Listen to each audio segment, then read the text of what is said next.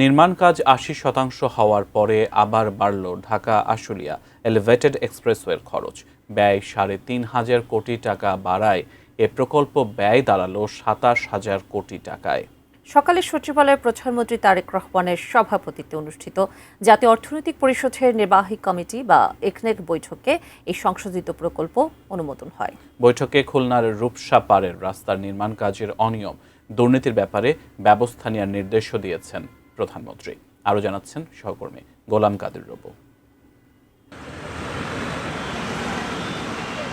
Dhaka Ashulia elevated expressway হজরত শাহজালাল আন্তর্জাতিক বিমানবন্দর থেকে আবদুল্লাপুর বাইপাইল হয়ে আশুলিয়া থেকে সাভারের ইপিজেড পর্যন্ত প্রায় ২৪ কিলোমিটার উড়াল সড়ক নির্মাণ করছে সরকার। এরই মধ্যে শেষ হয়েছে প্রায় ৮০% কাজও।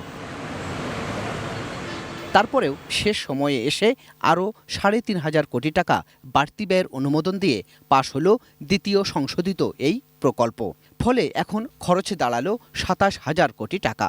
বৈঠক শেষে পরিকল্পনা প্রতিমন্ত্রী জোনায়েদ সাকি তুলে ধরলেন প্রকল্প খরচে বাড়ার কারণ।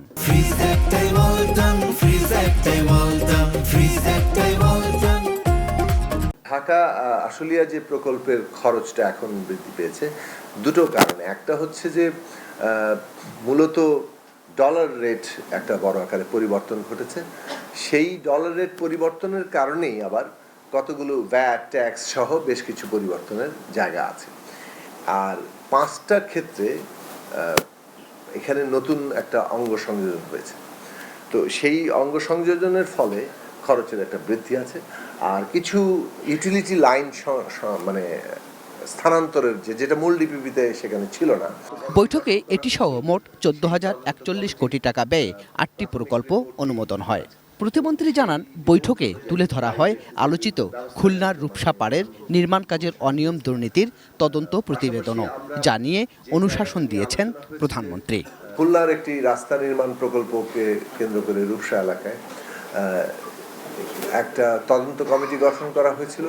সেই তদন্ত কমিটির প্রাথমিক রিপোর্টটি আজকে পেশ করা হয়েছে এবং সেই রিপোর্ট অনুযায়ী দায়ী ব্যক্তিদের বিরুদ্ধে ব্যবস্থা নেওয়ার জন্য মাননীয় প্রধানমন্ত্রী নির্দেশনা দিয়েছেন। সংবাদ সম্মেলনে পরিকল্পনা প্রতিমন্ত্রী জানান, চূড়ান্ত হয়েছে সরকারি প্রকল্পে বেসরকারি পিডি নিয়োগের নীতিমালার খসড়াও এবং সেই কাজগুলো চলছে এবং প্রায় শেষ পর্যায়ে আছে।